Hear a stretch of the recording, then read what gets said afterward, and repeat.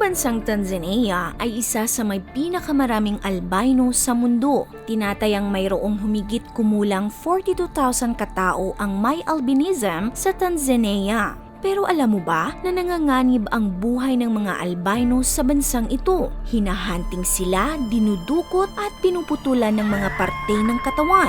In Tanzania, albinos, recently they have begun living in terror. The brutal murders of several albinos by witch doctors in Tanzania. People started to hunt us like with animals. People started to chop us because they want to become rich. May mga tao kasing naniniwala na ang mga bahagi ng kanilang katawan ay nakakapagbigay ng magandang kapalaran at nakakagamot ng mga sakit. Ginagamit ang kanilang katawan sa ritual ng mga albularyo. An arm with up to 1,000 pounds, skin 6,000, and whole bodies known to bring more than 50,000 pounds. Marami ring mga albino ang inaabandona ng kanilang mga pamilya dahil naniniwala silang ang mga albino ay isinumpa, nagdadala ng malas at ito daw ay nakakahawa. Totoo kaya ito? Yan ang ating pag-uusapan sa ating video ngayon.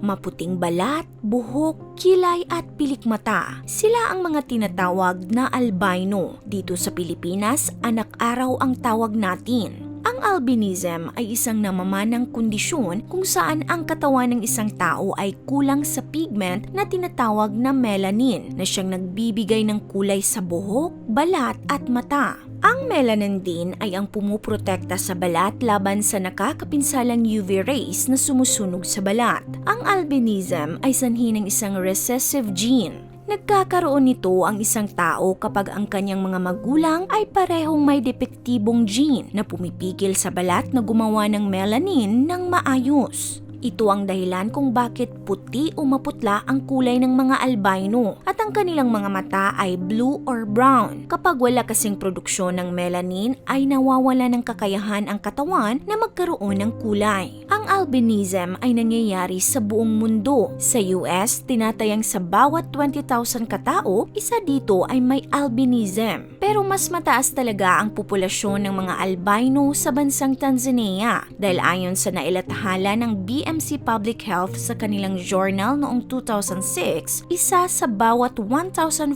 na tao ay may albinism. Ang kasalukuyang estimated population ng Tanzania ay nasa 60 million, kaya kung susumahin ay nasa humigit kumulang 42,000 katao ang albino sa bansa. Ngunit ayon sa Tanzania Albinism Society, ang data or estimate na ito ay partial pa lamang, kaya maaaring mas mataas pa talaga ang actual na bilang ng mga albino sa Tanzania. Hindi talaga tukoy kung ano ba ang dahilan kung bakit napakaraming albino sa Tanzania. Pero ayon sa mga pag-aaral, maaaring resulta ito ng pag-aasawa ng mga malalapit na magkamag-anak tulad ng mga magkakapatid o magpipinsan na naging practice ng ilang tribo sa Tanzania. Ngunit alam mo ba, ang mga albino sa Tanzania ay namumuhay sa takot dahil sa panganib na dulot ng kanilang kondisyon.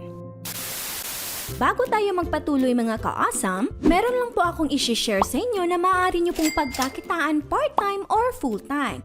Kung kayo po'y sawang-sawa na sa matinding traffic at maliit na sahod, baka gusto nyo pong subukan mag-home-based online job or online freelancing. Sa online freelancing ay maaari kang kumita ng 30,000 up to 100,000 pesos sa isang buwan or mahigit pa. At may isa ngang Pinoy freelancer na kumikita ng 1 milyon sa isang buwan. At ang good news po ay meron na pong training program ngayon na magtuturo sa inyo ng step-by-step kung paano magsimula. At dahil din po sa programang ito ay meron na po akong online job ngayon. Kung interesado po kayo on this training program, ay i-click nyo lang po ang link na nasa description box for more details about this program. At ngayon, balik na po tayo sa topic. Dahil nga kulang sa melanin ang balat nila, ay mas nanganganib itong magkaroon ng sunburn, rashes at ang mas malala pa ay maaaring magdulot ng cancer kapag na-expose sa sobrang init ng araw.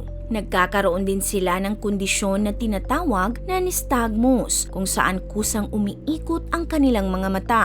Napakasensitibo rin ng kanilang mga mata at nahihirapan silang makakita kapag sobrang maliwanag. Ang mahinang kalusugan at malabong paningin ang dahilan kaya madalas silang nawawala ng oportunidad upang makapag-aral o makakuha ng maayos na trabaho. Bukod sa panganib sa kalusugan, natatakot rin ang mga albino sa Tanzania sa mga taong hindi sila itinuturing bilang isang tao. May mga tao kasing naniniwala sa mga kwento na ang mga bahagi ng katawan ng taong may albinism ay magdadala daw ng magandang kapalaran at kayamanan. Nakakagamot din daw ito sa mga taong may sakit.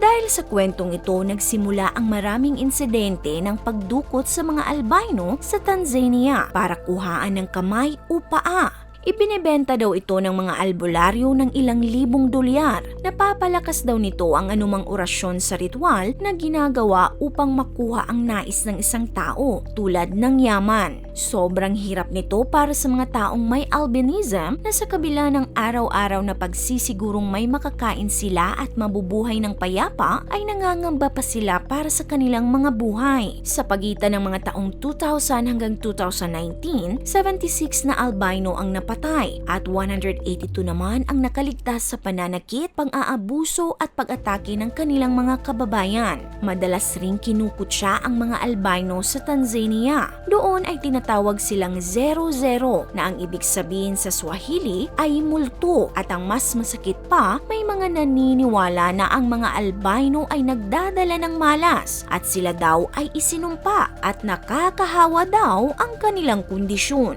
Kaya maraming albino sa Tanzania na inaabandona ng kanilang sariling pamilya dahil sa paniniwalang ito. Ayon sa pag-aaral, hindi naman totoong nakakahawa ang albinism dahil namamana lamang ito. Pero kung may mga pamilyang tinatakwil ang mga anak nilang albino, mayroon din namang ginagawa ang lahat upang maproteksyonan nila ang kanilang mga mahal sa buhay sa pamamagitan ng pagtatago ng kanilang mga kaanak sa ligtas na lugar. Nandiyan na rin ang Kabanga Protectorate Center na safe haven para sa mga albino sa Tanzania. Marami na ring albinos ang naitago at prinoteksyonan ng kanilang pamahalaan. Sa nangyayari sa mga albino ng Tanzania, sana ma-realize ng kanilang mga kababayan na naniniwala sa mga kwento na sila ay mga tao din, may pakiramdam at karapat-rapat ding respetuhin at mahalin.